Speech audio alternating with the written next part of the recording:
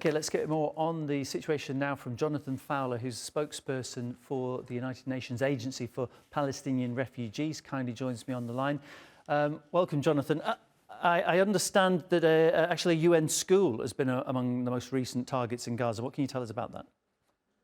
For the moment, we've seen the reports. We're still gathering information, so I can't tell you any more about that right now. But clearly, we've had repeated incidents where our buildings have been hit in the Gaza Strip. To date, there's been 464 separate incidents.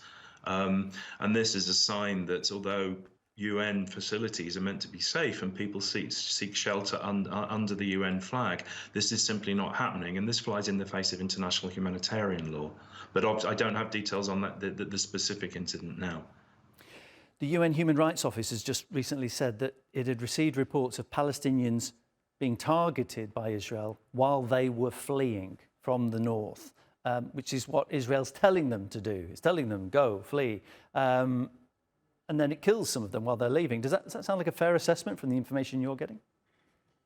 What we've seen repeatedly is that there's no place that is safe in the Gaza Strip, and the so-called evacuation orders are basically forced displacement orders. But when people are moving to a place of alleged safety, or when they've already arrived there, we just see way too many incidents of people being killed on the road, in the new place where they've gone to. And this means that people basically don't have a choice. There's 400,000 people stuck in the north of the Gaza Strip. Food and water is running out, and then they're told to move to another place, and then there are cases where people are killed along the way. So they're facing this choice of stay and starve, or move and potentially be killed, which of course is not a choice, and not a situation that anybody should be placed in.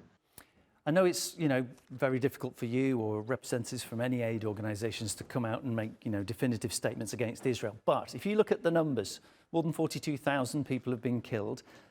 It's very hard to accidentally kill that many civilians. At what point, because I feel like Israel's taking advantage of this, the fact that nobody can really come out and say it's deliberate from independent organisations, at what point can we say Israel's doing this deliberately?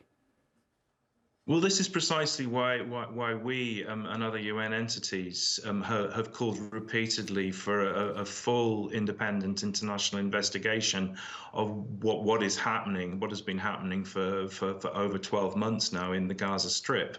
International humanitarian law has a number of key principles. There's proportionality, so in other words, the potential impact on a civilian population of a desired military objective, a strategic or tactical objective, and distinction. So distinguishing civilians and combatants. We're not as UNRWA, we're a humanitarian organization. We're not judge and jury, and that is why we have said repeatedly that there must be an investigation. But we way too often, over and over, this has become a war of superlatives in terms of deaths, injuries. Over 42,000 people reported dead. Close to 100,000 injured. This is unprecedented, and so questions do need to be asked on this front. Jonathan Fowler, spokesperson for UNRWA, speaking to me this hour. Appreciate it very much. Thank you. Thank you.